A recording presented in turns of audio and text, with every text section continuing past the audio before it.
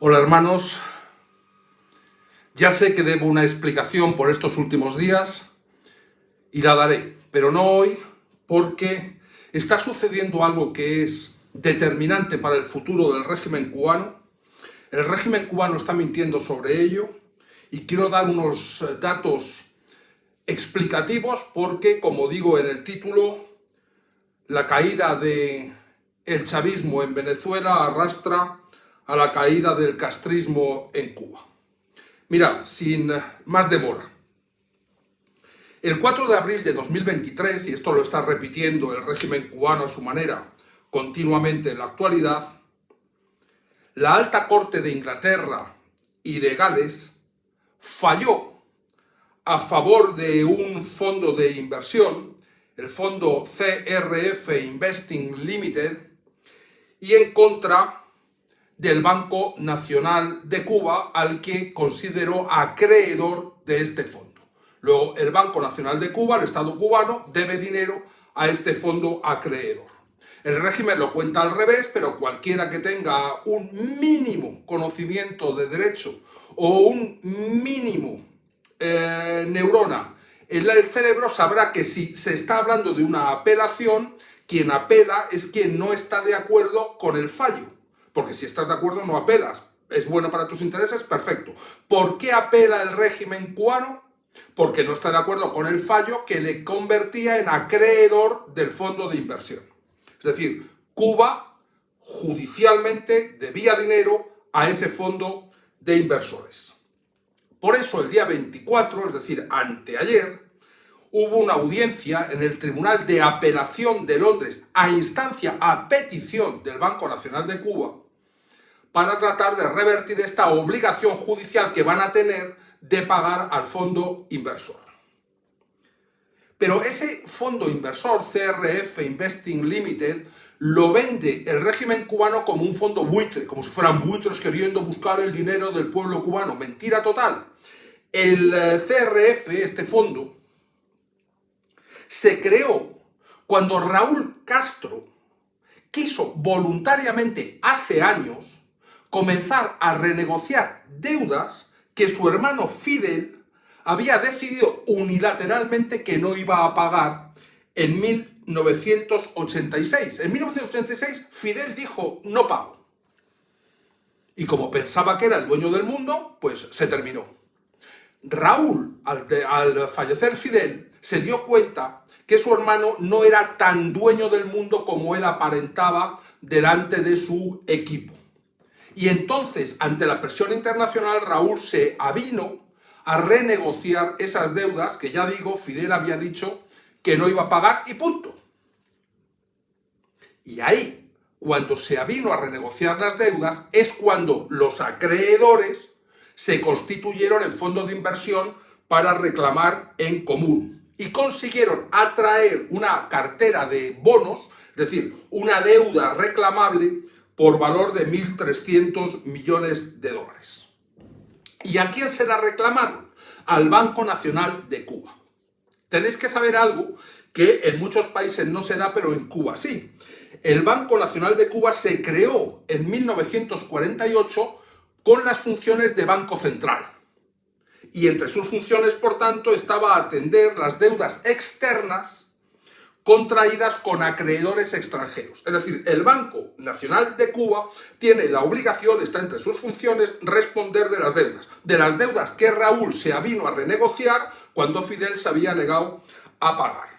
Después, en 1997, hubo una segregación de funciones entre el Banco Nacional de Cuba y el Banco Central, pero en el decreto ley que regía esa disfunción, se escribió, y queda claro y es vinculante, que aunque se segregasen las funciones, el Banco Nacional de Cuba seguía siendo responsable de las deudas contraídas. Por eso la reclamación en Inglaterra es contra el Banco Nacional de Cuba.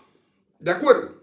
Y si ahora, anteayer, se produjo la apelación, es porque el Banco Nacional de Cuba, a instancias del Estado cubano, busca apelar un fallo que le fue, en origen, negativo. Luego el Estado cubano debe al fondo de inversores lo que además había reconocido que debía Raúl cuando se vino a renegociar lo que Fidel se había negado. Luego, lo que están contando ahora en el noticiero, etcétera, etcétera, no es más que mentiras y además algunas sin sentido. ¿Cómo va a apelar el Estado cubano algo que hubiese ganado? Apela porque perdió. Fijaros, este fondo de inversores que digo, que se constituyeron como fondo para reclamar deudas al Estado cubano por valor atraído de 1.300 millones de dólares, es un fondo que quiso negociar con el Estado cubano con dos premisas o con tres premisas antes de que el Estado cubano hiciera el ridículo, como vais a ver que va a hacer, apelando una decisión sin ningún fundamento. Y entonces hubo reuniones de CRF con el MIJUS, con el Ministerio de Justicia, y se le dijo al Ministerio de Justicia, vamos a ver, si vosotros queréis seguir el modelo vietnamita, ¿por qué nosotros, en vez de ser acreedores, no ponemos el dinero a disposición del régimen para beneficiar al pueblo cubano y empezamos a atraer capital y hacer las cosas bien, pero siguiendo el proceso vietnamita? El proceso vietnamita partió de una base, que era el presidente, con todo su equipo, salía del poder. Y después, a partir de ahí, empezó a crecer la economía vietnamita de forma sostenida, un 6% anual. Se disparó la inversión extranjera y apareció algo que es muy tenido en cuenta por el capital cuando quiere invertir en un sitio, que es la rapidez en la toma de decisiones sustentada en seguridad jurídica. El régimen en aquel momento no quiso hacer la cesión de uno de estos puntos, que era que saliera el presidente con todos los organismos decisorios, que era la forma de seguir el modelo vietnamita. El modelo vietnamita no ha tenido una dimisión de un presidente, ha tenido dos dimisiones de dos presidentes. Quitaron al primero para iniciarlo, el segundo no funcionaba o no lo entendía y también le quitaron del medio. Así es como crece Vietnam, un 6%. Una vez que el régimen decidió iniciar el proceso de apelación, en vez de avenirse a pensar por el pueblo cubano y empezar a renegociar, a redirigir las decisiones y empezar a crear riqueza en la isla, es cuando el fondo CRF, el fondo acreedor, tomó una decisión jurídica vinculante que es la que va a destruir al régimen castrista. Es lo que le duele. Por eso está en los noticieros esta noticia ahora, porque saben que este es el verdadero daño. Hay una forma de vincular jurídicamente decisiones de cobro que consiste en no dejar que un deudor pague a unos sí y a otros no. Y el Banco Nacional de Cuba, como representante para estos temas del Estado cubano, debe a tantos que si nosotros, como CRF, como fondo, no admitimos cobrar solo los 1.300 millones hasta que el Estado cubano no se vincule, no se obligue a pagar a todos los otros deudores, estamos haciendo que el Banco Nacional de Cuba no pueda enfrentar la deuda. Así, se le presentaron de todas formas dos mecanismos de cobro al Estado cubano. Son dos mecanismos económicos de cobro de activos que existen en el mundo. Se llama el método bola de nieve y el método avalancha. El método bola de nieve consiste en admitir, pero después de que hay un compromiso global de enfrentarse a todas las deudas, que se empiece por pagar las de menor cuantía y después se vayan enfrentando los pagos de las de mayor cuantía. La avalancha es justo lo contrario, se empieza por las más grandes y una vez que te has librado de las más grandes, las más pequeñas. Pero ni con un método de menor a mayor, ni de mayor a menor, es decir, ni con el método bola de nieve, ni con el método avalancha, el régimen cubano quiso, ni pudo, ni supo enfrentarse a las deudas. Y entonces se incumplía el proceso de activación de cobros vinculante, que consiste es, entonces, si no pagas a todos, no empieces a pagar a nadie.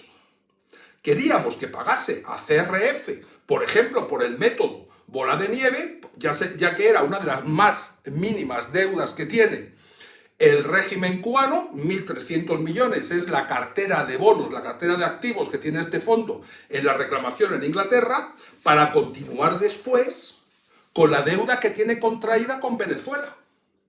Por esto es importante lo que va a ocurrir el día 28 y por eso el domingo Venezuela va a empezar a arrastrar al castrismo a su final, porque la libertad de unos va a llevar la libertad de otros. Fijaros que ahora mismo el Estado cubano, aparte de esta deuda que tiene contraída con el fondo CRF, tiene una deuda contraída con Venezuela de 24.000 millones de dólares. Y os explico, porque estos son medidas, son números sacados de economistas reputados que trabajan para organismos internacionales. Se ponderan unos 60.000 barriles de servicio entregados por Venezuela a Cuba desde que Fidel y Hugo en octubre de 2000 firmaron un acuerdo para este tema de hidrocarburos. 60.000 porque al principio se entregaban 100.000 y ahora unos 32.000, pero ponderados son unos 60.000, porque PDVSA, Petróleos de Venezuela, en aquel momento en que se firmó, producía 3,4 millones de barriles de petróleo diarios y ahora, si llega a 700.000, ya es mucho decir. Si nosotros ponemos 60.000 barriles y ponderamos, porque también a veces es más, es un precio oscilante, $50 por barril, vemos que son 3 millones de deuda contraída diarios, que si lo hacemos, lo multiplicamos por 365 días de un año, significa que es una deuda de 1.000 millones anuales, por los 24 años de vigencia del acuerdo, 24.000. Pero no es tanto porque el gobierno cubano ha renegociado parte de esa deuda con Venezuela, enviando médicos, enviando entrenadores deportivos y enviando a los espías del régimen cubano, que tan activos son y han sido en Venezuela, y que aparecieron al principio como encargados de las cuestiones de control de puertos y de registros. Por eso la deuda es un poco inferior, pero en todo caso excede de los 20.000 millones. Como esto ni quiere, ni puede, ni sabe el régimen cubano y tiene deudas por todos los sitios donde no puede enfrentar una, aunque quisiera, que ya no puede, mientras no enfrenta todas las demás y no admitió ninguno de los métodos y además no dejó que los inversores extranjeros acudieran en su ayuda siempre y cuando se dieran las premisas vietnamitas, es decir, todos los órganos decisores a la calle, es cuando el régimen cubano de forma oficial está en quiebra. Es lo que se llama suspensión de pagos, es lo que se llama en términos económicos default. ¿Y cuál es la diferencia entre el default que han tenido otros países antes? Que aun estando en default, tenían ayudas del Fondo Monetario Internacional o del Banco Mundial. Mientras que hoy en día, a Cuba, está en default, pero se dan 7 condiciones que hacen que el remate del castrismo sea definitivo. No pueden pagar el principal de la deuda, no pueden pagar los intereses que se van acumulando, no dispone de divisas aceptadas por los acreedores en el mercado internacional, no se le refinancia la deuda, es decir, no se le cambian las condiciones, no se le difieren los pagos, es decir, no se le retrasa la obligación, no se le admiten más garantías, porque ninguna de las garantías que aportó jamás fueron fiables, no se le aceptan quitas, es decir, no se le hace ningún descuento a lo que debe y nadie le presta. No le prestan ni los organismos internacionales, como os digo, ni el Fondo Monetario Internacional, ni el Banco Mundial, ni, y esto es importantísimo, los países dinero. Ni China ni Rusia le prestan dinero. Por lo que la quiebra de Cuba va a ser inmediata y en cuanto caiga el chavismo en Venezuela, arrastra, porque además se convierte en reclamante acreedor a Cuba, que no puede de ninguna manera acudir a nada, ni para producir, ni para pagar, ni para captar inversores, ni para recuperar credibilidad, ni para ejecutar ninguna acción.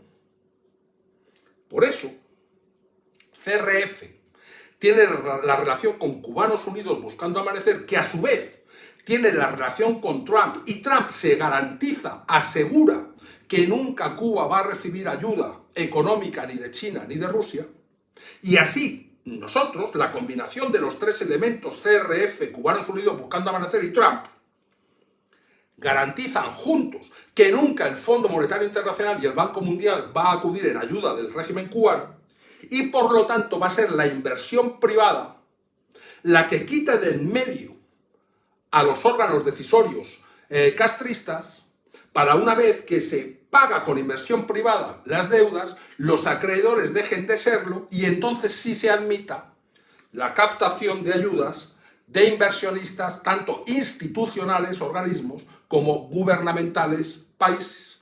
Es la única forma de obligar al régimen a que siga el modelo vietnamita, sobre todo en la primera de las premisas. El régimen fuera, como va a ocurrir con el chavismo, y la libertad y los que saben hacer las cosas desde el punto de vista legal, económico y político, cojan las riendas de este Estado para salvarlo en beneficio del pueblo cubano. Ya hablaremos de muchas más cosas. Abrazo.